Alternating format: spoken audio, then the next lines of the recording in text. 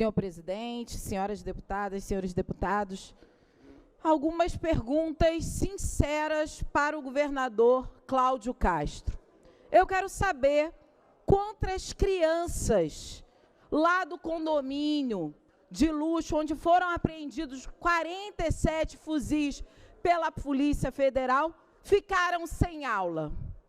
Eu quero saber quantas mulheres e quantos homens perderam os seus empregos, esses moradores lá do condomínio de luxo, onde na mansão foram apreendidos 47 fuzis, se eles perderam os seus empregos. Eu quero saber também se os idosos do condomínio de luxo, onde foram apreendidos 47 fuzis, deixaram de ir ao posto de saúde porque estava ocorrendo uma operação da Polícia Federal. Perguntas sinceras para o governador do Estado, que não tem resposta nenhuma para qualquer política de segurança pública no Estado do Rio de Janeiro. Pelo contrário, fica fazendo falácia, onde ele diz, estamos aqui investindo na polícia. Como assim investindo na polícia? Se tirou 90% dos recursos destinados à investigação, à perícia. Como assim investindo na polícia? Investindo para que a polícia mate mais, para que o senhor apareça nos jornais falando, matamos tantos X de supostos criminosos na favela tal, ou morreram quantos policiais? É disso que eu quero saber, porque não adianta o governador do Estado dizer que defende a vida dos policiais quando botam esses policiais como bucha de canhão, numa perversidade que representa hoje a falta de uma política pública de segurança que seja eficaz, que seja preventiva, que garanta a dignidade àqueles e aquelas que vivam nas favelas e nas periferias. Afinal de contas, senhor presidente, ou não foi o senhor que foi eleito com mais de 60% dos votos que essas mesmas favelas te elegeu? Ou todo mundo vai esquecer que o governador estava lá no Complexo do Alemão, nas vésperas da eleição, jogando futebol lá no Campo do Sargento, cantando uma música na birosca da esquina, lá, ou o governador já esqueceu que foi dentro da favela pedir voto? Então, os favelados e as faveladas só interessam em ano de eleição, senhor governador? Essas são perguntas sinceras, porque o governador do Estado parece que tem uma lógica de maior espetacularização do que são as ações policiais. Ele tem que ter dignidade para entender que política pública de segurança não se faz só com a polícia, não se faz com a lógica de confronto, com a lógica de guerra dentro das favelas e periferias, que, obviamente, tem que se ter, sim, um plano de redução na letalidade, e seja ela policial, seja de moradores de favela e periferias. Tem que ter, sim, um plano de investigação que garanta, sim, que criminosos, sejam organizados ou desorganizados, não tenham a audácia que a gente vê tendo, como cometendo crimes, assassinando médicos na Barra da Tijuca. Ou a gente entende que política pública de segurança é para além da polícia, ou vamos continuar enxugando gelo, ou vamos continuar olhando e naturalizando crianças no terceiro dia consecutivo sem aula, homens e mulheres perdendo seus empregos, porque os patrões não querem saber se mora na favela ou na periferia e que uma operação policial impediu que ele saísse de casa com segurança para poder ir trabalhar.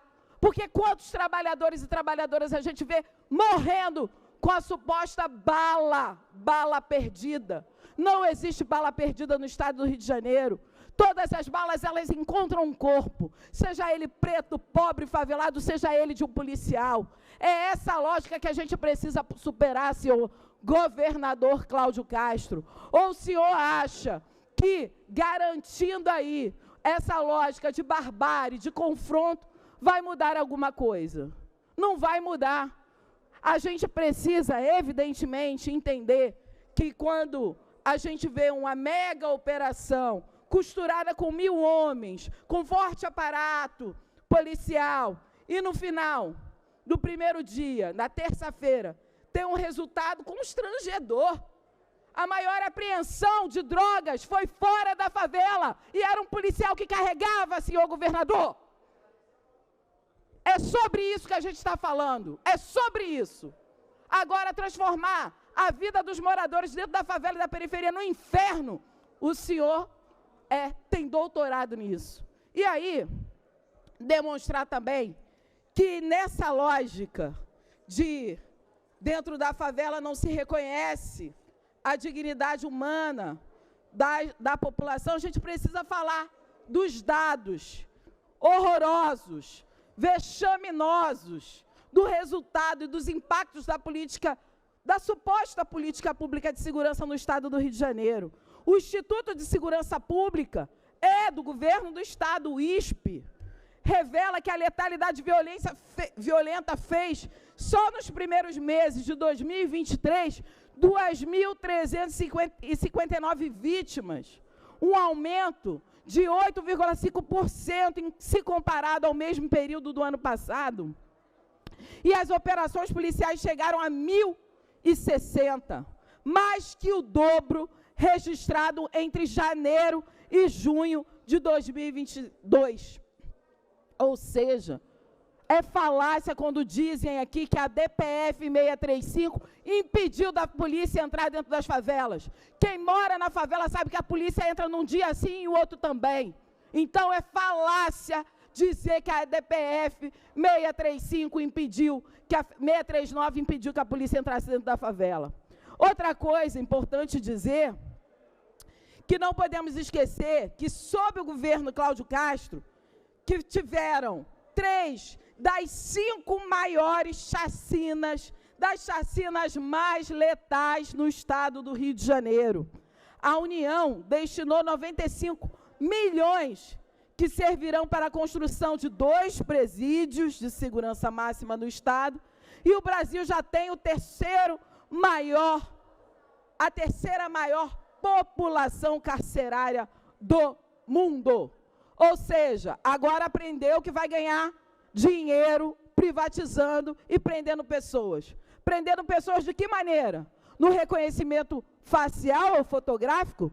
Eu sou presidenta da CPI do reconhecimento fotográfico e a gente já viu quem são as pessoas reconhecidas nesse reconhecimento fotográfico.